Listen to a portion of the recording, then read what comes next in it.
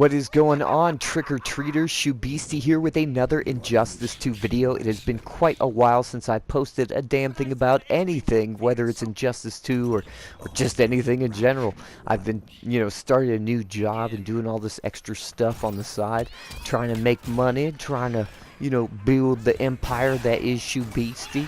But it has taken its toll on my free time and being able to upload videos. So anyway, with all that being said, I just want to go over what we did receive during the Halloween update. I was trying to put this out mid-October. Friggin' just did not happen. But, DC Universe Online does Halloween events, and we kind of got a Halloween event with Injustice 2, but it wasn't really anything to write home about. We didn't really get specific gear or anything special, that really just said, hey, you played this game during Halloween, thanks for sticking with us. And that's what I love about seasonal stuff. So I went ahead and did a few edits to see what it would look like if we did kind of get our own stuff and just some concepts. So our first one is going to be Pennywise the Clown, being a little gear piece for the Joker. I've seen a lot of people say they want him for a premier skin. I think that's a lot of work, and I'm asking for little bits here. If I ask for a little, maybe I'll get a little. If I ask for a lot, I ain't getting crap. So anyway, yeah, so with the movie that came out recently and everything else, he actually looks pretty good with the Pennywise like face makeup and everything. There's a little edit I did on my phone, and he actually looks like Jerome from friggin' Gotham too, but I would love to see that Pennywise makeup on the Joker. For our next one, we're going to be actually looking at both of these characters, Swamp Thing and Bane.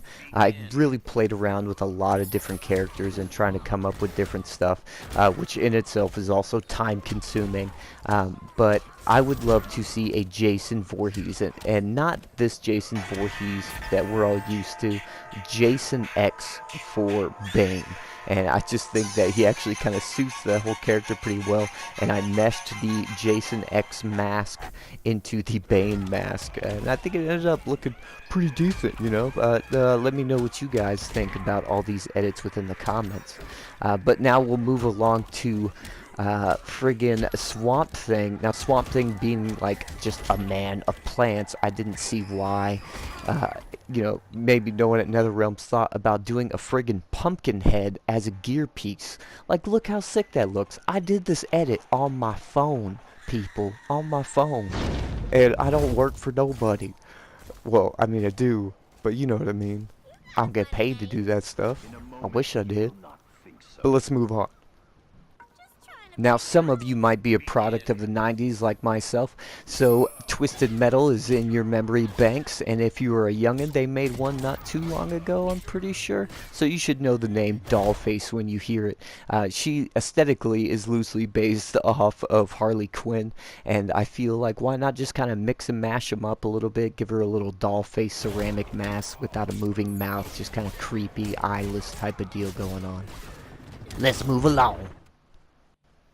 So everybody has their own favorite slasher. Mine is not Scary Terry, it is Freddy friggin' Krueger, who's acted by none other than Robert Englund, who is also the voice actor for Scarecrow, who oddly enough has the lowest volume dialogue of any character. They need to fix that. There is one homage to the character, to Freddy Krueger, which is that kind of Freddy Krueger-esque hat that he's rocking. Other than that, they don't really pay homage to anything, which is a shame for the Man of Nightmares. So I did a quick little, probably my worst edit, giving him red and green stripes and the burned face to make him look more like Freddy Krueger. This one's going to be very similar to anybody that played Injustice, the first one, Injustice Gods Among Us. They offered a lot of stuff coming towards, like, horror-oriented looking things with the Darkest Night alternate attires and the zombie mode that they offered. So I did a more up-to-date kind of mashup to the Darkest Night. So that's him in the very first game, as well as the Flash. and then Superman, but they also did, you know, Hawk Girl and other characters. But the zombie mode was actually really simplistic and pretty cool. It looked like they just did max damage textures on the characters and then just brought down the color palettes to like everything looking semi-gray. And I think that was pretty cool, you know, and that would have been an awesome feature to add for the Halloween event or during Halloween, just in the month of October in itself. Hell, give it to me the month of November. I don't care. I'll pretend like it's a Thanksgiving death thing. But unfortunately, we didn't get any of that awesome stuff. We got this, you know, series of towers, most of which were pretty cool. The last one was such a pain in the butt. It took me about 10 times. I had to beat it with Gorilla Grodd. It was cool having the jump scares and so on and so forth.